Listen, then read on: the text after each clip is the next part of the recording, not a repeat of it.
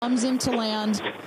Shortly thereafter, you will see the drag brakes that deploy that will cut the speed of the rocket in half. And then in the last moments, and there it is. We can see it from the stage. There comes the rocket down. It's going to relight its engine. We're going to also see a sonic boom. We're going to hear that shortly here. And remember, this is something that had never been done before until just a few years ago. Truly the stuff of science fiction that you're about to watch in just seconds. Drag brakes. There we go. Engine relight.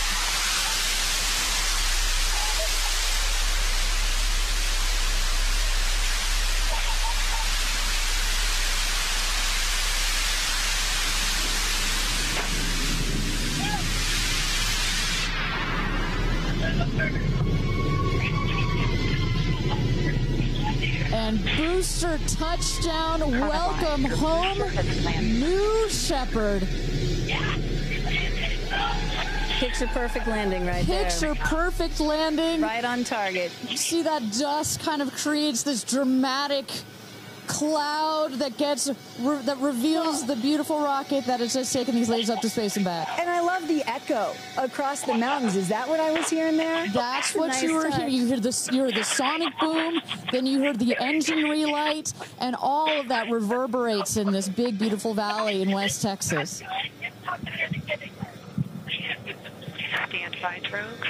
Stand by drogues. All right, shortly here we're waiting to see the drogue parachutes deploy from the crew capsule. Those are like the guide parachutes. There go the drogue parachutes. Just free falling right there until those drogues came out. And then next will be the main parachutes that get pulled out. Hear that screaming inside the capsule? And all three parachutes reefing, and they will slowly inflate, slowing the capsule to a nice, smooth 10, 15 miles an hour. They are cruising back home. 3 good parachutes.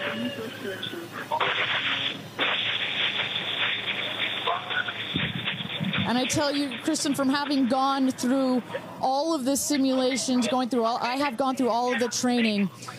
They put you in the capsule that simulates all of this, including the sounds, and when you hear the motors of the parachutes pop out, that is the best moment in flight. Because I know Blue Origin does everything they can to make this as safe as possible, and y'all have an impeccable safety record, but it still has to feel really good when you know that you're coming back to Earth with those parachutes fully deployed.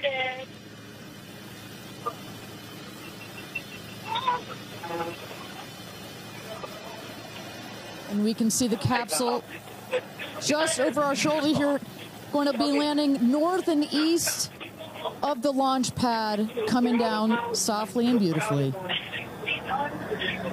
500 feet.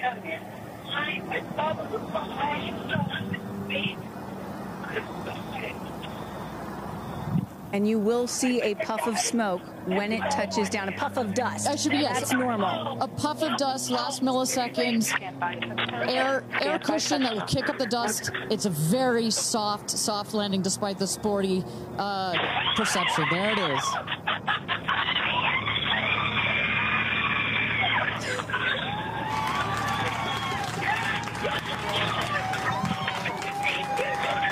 Touchdown. Congratulations and welcome back to Earth. Do status check. Double shot. Kristen, just some incredible images there. The capsule. Copy. Welcome back. Feather. Nice. Let's wait for Aisha just a moment here. Make sure they're doing health checks in. Beautiful. Dragon.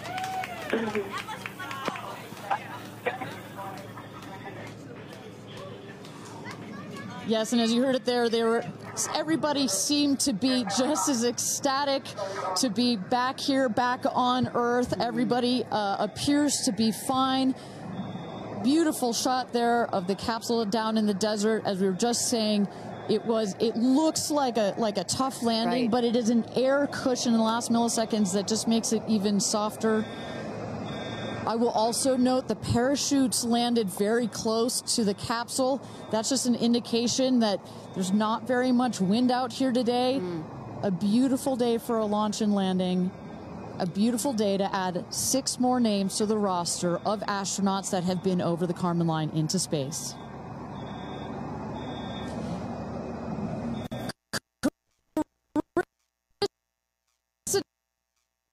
So we actually send them out as soon as we spot the capsule. And there's little Rose, Katie's daughter, who is just Daisy, excuse me, who has just seen her mother go to space and come back. I'm sure she cannot wait to say hello. So, but as I was mentioning, the recovery crew is heading out there. We send them out as soon as we can see the crew capsule and spot the crew capsule descending.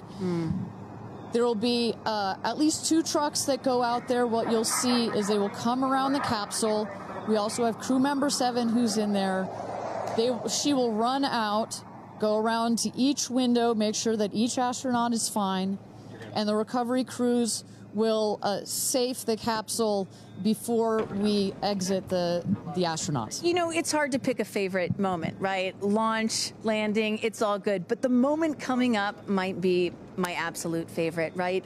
It's the moment the recovery team gets out there, then all the friends and family, and we get to see the astronauts emerge from the capsule, and we get to hear what they thought from the last, 10 minutes or so that they were up in space. And I think one of my favorite things that I've ever seen in covering space, certainly with Blue Origin, was that moment for William Shatner, Captain Kirk, as he emerged from the capsule.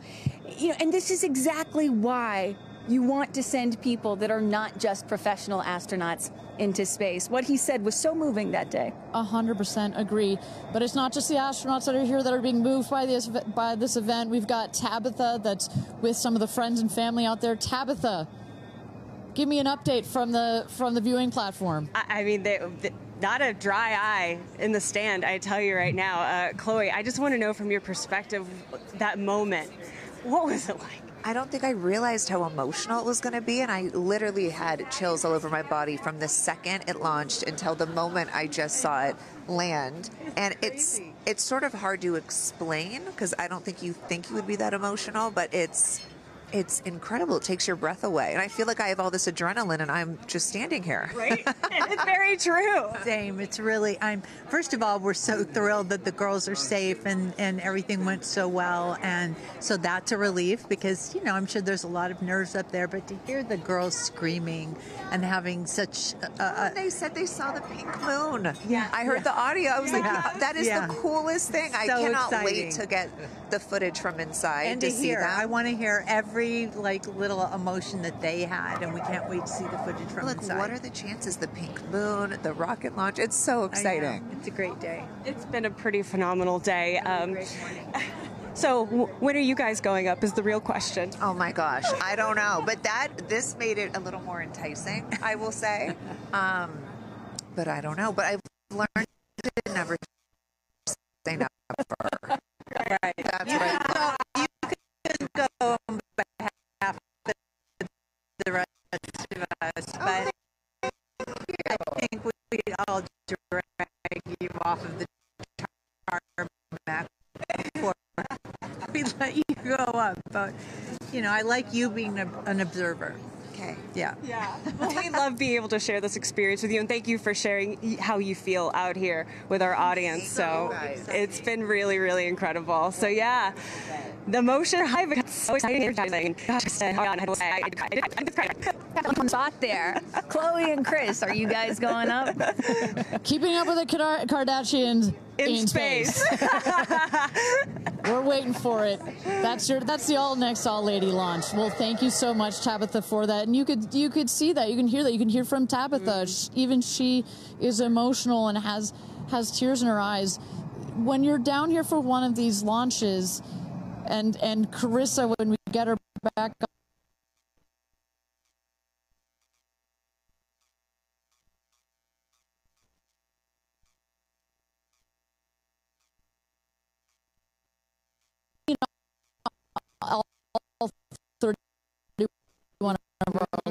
It gets me every time. Well, anytime somebody says, I don't get it, what's so exciting about space?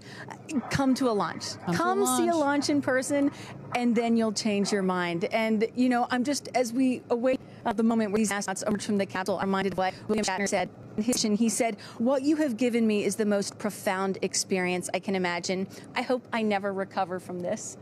And I love that. You know, I hope I never recover from what I just experienced. And one of the neat things about this is these women were not in space for several days where they had time to get acclimated to it. They only got 4 precious minutes of weightlessness. And so that high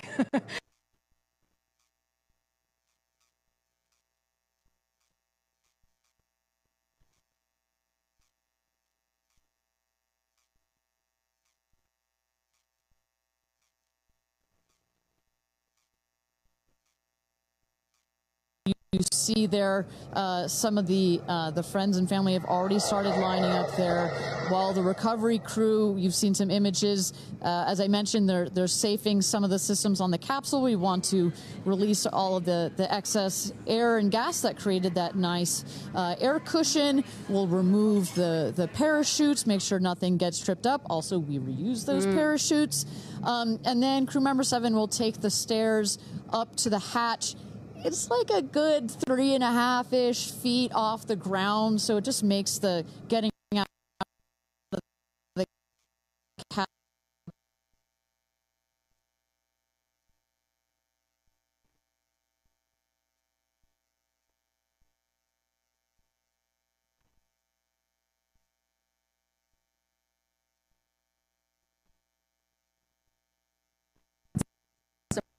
emerge from a spacecraft after a long duration flight on stretchers or, you know, glorified. They need some assistance because they've been exposed to zero-G for so long. Not these astronauts. They're not going to need any assistance. That's one of the beauties of a suborbital spaceflight. You feel great. You don't have to deal with space sickness, right? Exactly. And that's, you know, to that point, this flight, because you're basically going straight up and then over the Kármán line and straight back down. Some astronauts, I think you mentioned your mother may have experienced a little sickness up there.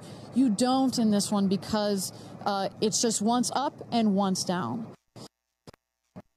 And you get that nice zero-G